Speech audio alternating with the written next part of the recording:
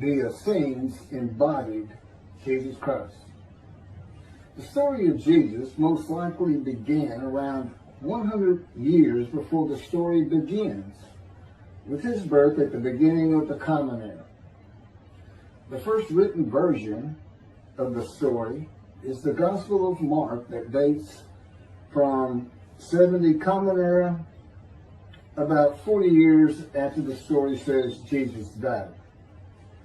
This is also the time of the Jewish revolt against Rome and their defeat and expulsion of the Jewish people from the Promised Land. The knowledge of the Hebrew Bible in a time of illiteracy indicates that the Gospel of Mark was written by Rabbis, or very learned men in Judaism.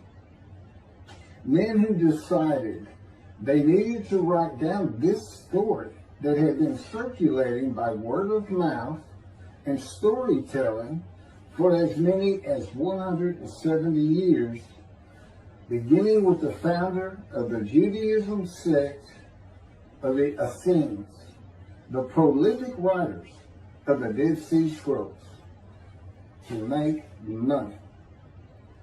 Their temple, homes, and country were gone, and it was desperate times for the Jewish people. The name of the founder of the Essenes was with a capital T, the teacher of righteousness. That was his name, the teacher of righteousness. Meaning he was believed to be the man described in Isaiah 53 who makes the many righteous, the man Jesus claimed to be. According to the oral story that most likely began 100 years before the Common Era, BCE, with this man called the teacher of righteousness, who established a sect of Judaism known as the Essenes, this teacher of righteousness who fought with a wicked priest. All this information is in the Dead Sea Scrolls. Fought with a wicked priest. Did not like the way the temple was being run. Did not like all the sinning going on in Jerusalem, and did not live there, and despised riches and the material things of the world, just like Jesus, who also claimed to be the teacher of righteousness. The oral storytellers, who were diverse and from different backgrounds, ethnicity, and ability, captured the imagination of the crowds with their oral skills and would earn their livelihood from donation of money and goods in the age of antiquity. Few could read in a world where literacy was restricted to just a few, and this did not begin to change until the Middle Ages.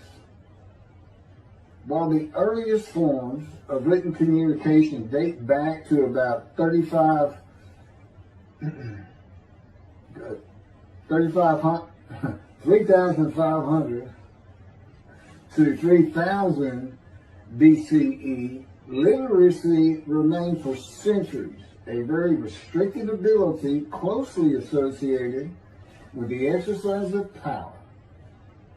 Schools in ancient Israel, if any existed, served only the sons of the rich and the religious elite. Storytellers in general would be very learned men, captivating the imagination of the crowds at the gates and the meeting places of Jerusalem, with tales that people of a harsh and brutal time wanted to believe in. A time when medical treatment was primitive and life expectancy was 30 to 35 years, averaging those who died at birth to those who died with long life into their 70s and beyond. A time when people believed in mythical gods and gods who were men and making sacrifices to gods for favor and for safety, healing, long life, crops, and fertility. The Dead Sea Scrolls are generally thought to have been produced by the Essenes No one really doubts it anymore. And the Essenes are a group that protested the way the temple was being run. Many of the Essenes went to the cliffs and the caves east of Jerusalem by the Dead Sea, known as Qumran, to prepare the way of the Lord, following the commands of the prophet Isaiah. Today, in this day, the day of the Lord, because the land burns again, the Jewish people had returned, and Jerusalem and the ruined cities had been rebuilt. Elijah clears the way for the Lord. They went to Qumran to get away from the sinning of the people of Jerusalem and the ways of the religious elite at the temple, which would have been Pharisees and Sadducees. The Essenes are never mentioned. They're never mentioned in the New Testament. Now, they are prolific writers. And they had their own gate.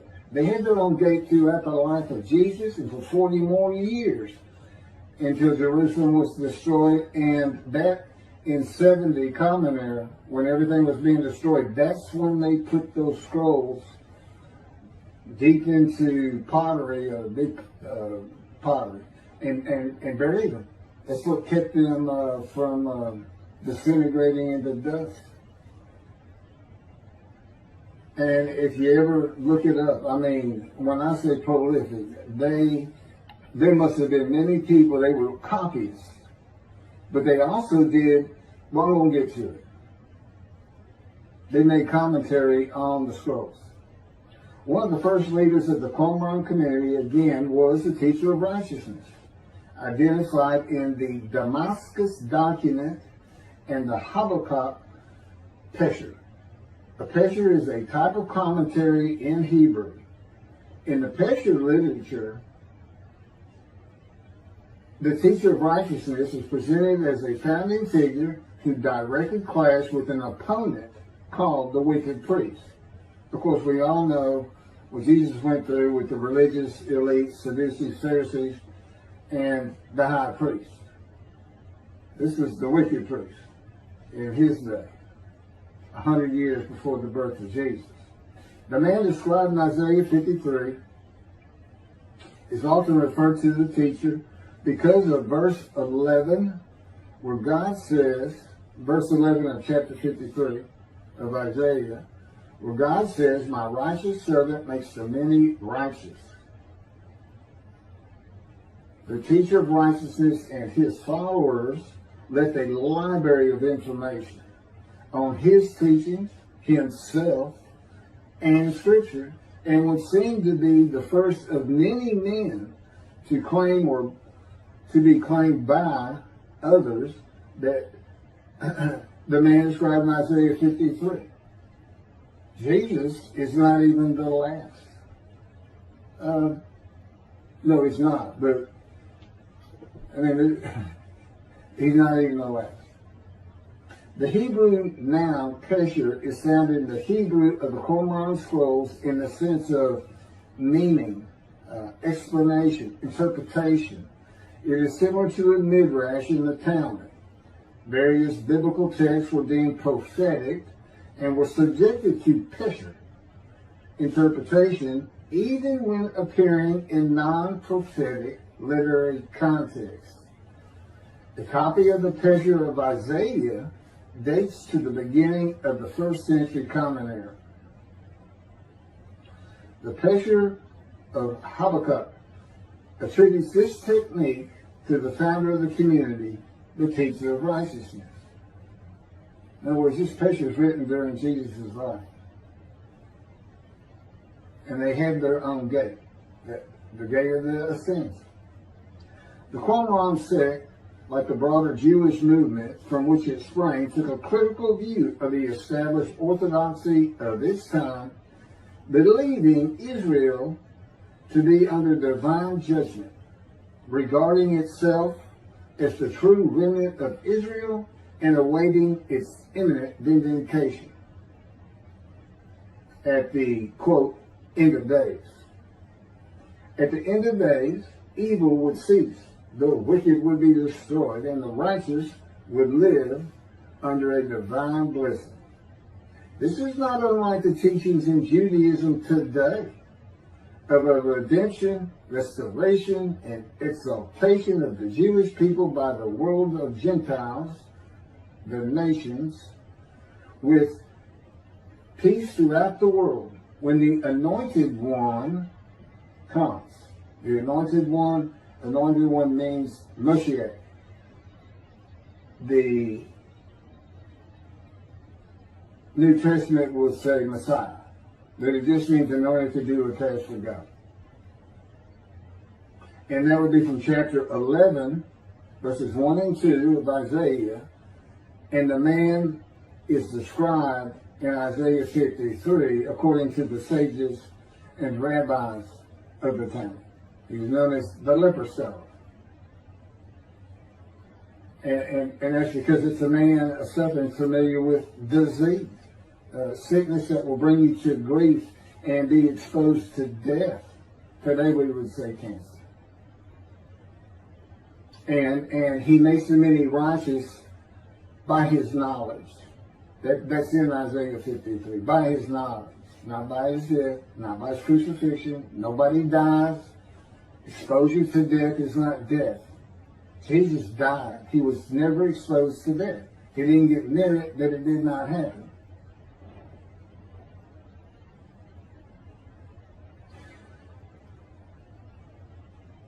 This time that the Essenes were waiting upon, that they thought was imminent, did not happen for them. And it is this teaching that Jews for Judaism uses in the analysis that Isaiah 53 describes the Jewish people as God's righteous servant, as one man, Israel.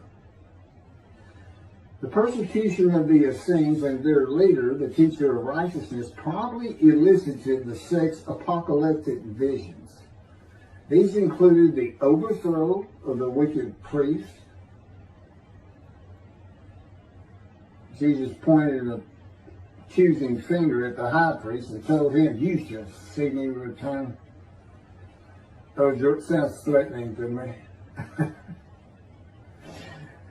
The wicked priests of Jerusalem and of the evil people, and in the dawn of the Messianic age, the recognition of their community as the true Israel. Josephus Flavius describes this sect, the Essenes.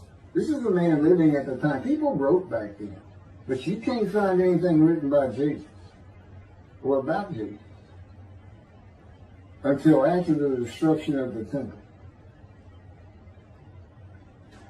He describes this sect, the Essenes, as one of the main three philosophical sects among the Jews, with a very detailed description. Excerpts from his book, Wars 2, chapter 8, include, this is in quotes, the third sect, which pretends to a severe discipline. These men are despisers of riches, and so very communicative as raises our admiration.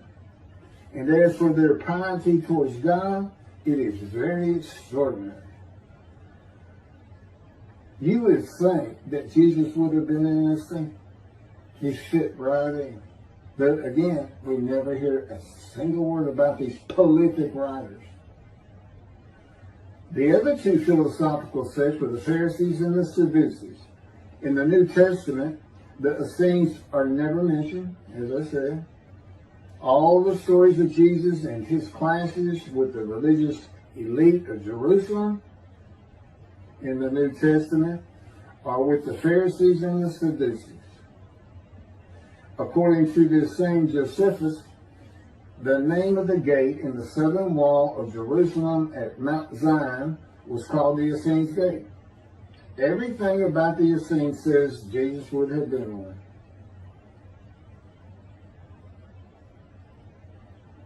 Peter and Paul, disciples later called apostles of Jesus, all said Jesus was the fulfillment of Isaiah 53.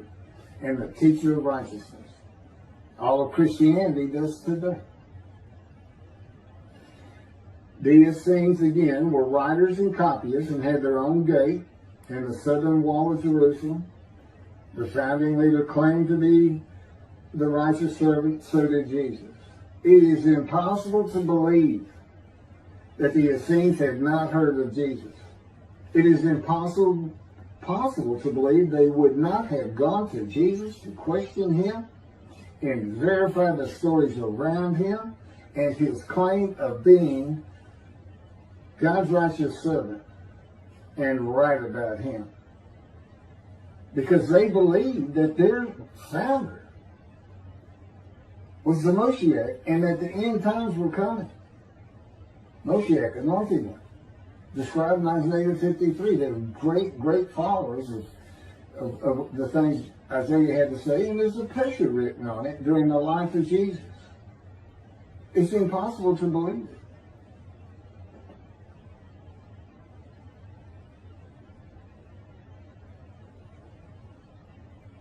We're talking about a man that healed the sick, removed blindness, had the cripples walk, fed 5,000 people with 5 loaves of bread and 2 fish, walked on water, turned water to wine, raised the dead, was crucified, and 3 days later came back to life. And you think these people, how about Joseph Philadelphus? Why didn't he mention that? He talks about the destruction of the temple. He was there. The Essenes were present in and around Jerusalem for 100 years before the birth of Jesus and another 40 or so years after his death at the age of 30 in the first written story of him and his life in 70 Common Era. There is not one word written by the Essenes of Jesus. There is no account in the New Testament of Jesus in an Essene. There are no writings or even a mention of him by a single person or a group that was part of his generation while he was alive. There are no writings by Jesus. And prophets of God, men of God, servants of God have been writing for him throughout the biblical times until he stopped talking to his prophets. The Hebrew Bible ended. The last prophet he spoke to, Malachi. Malachi chapter 3, the last chapter of the prophets,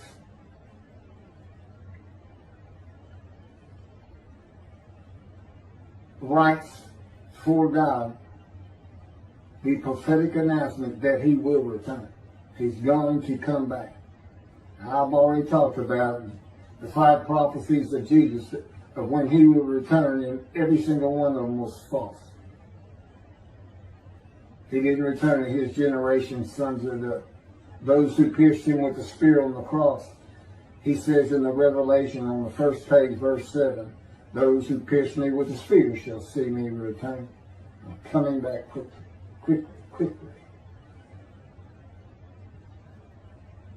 Nothing was written by his disciples.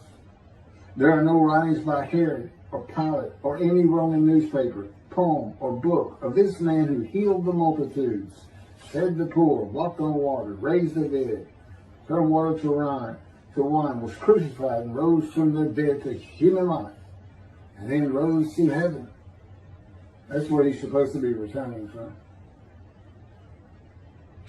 While there are 3 Gospels under the names of 3 disciples, they are all considered pseudepigrapha. In Greek, that means falsely attributed. Writings which were attributed to authors who did not actually write them. And they were all written long after the death of Jesus, these Gospels, full of quotes and teachings from Jesus himself. Quoted parables, long speeches, Sermon on the Mount, long sermons that could not be accurate if passed by word of mouth. There is only one answer. The Essenes themselves, these writers and the storytellers of the day, have put this story together. And even though the writers of the gospel knew full well these rabbis were learned men of the Hebrew Bible, they knew it didn't really fit. But you know what else they knew? Nobody could verify it. Nobody could check them.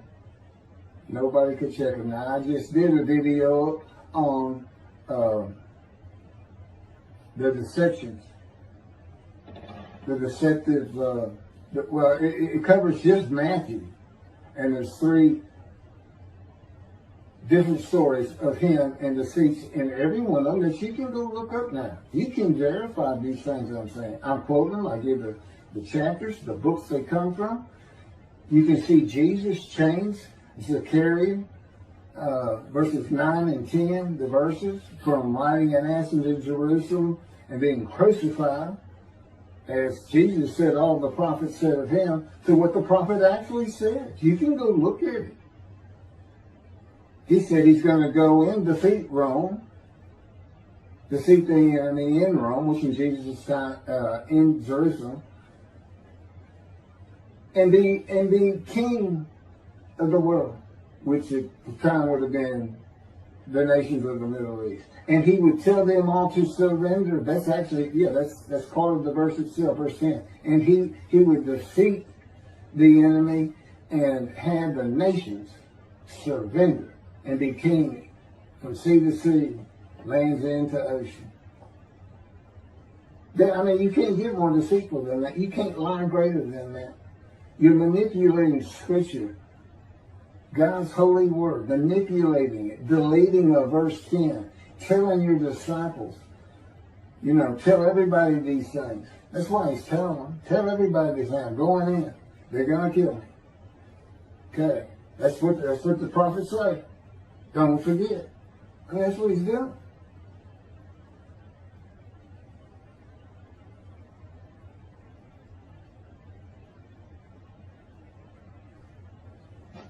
Jesus is a myth.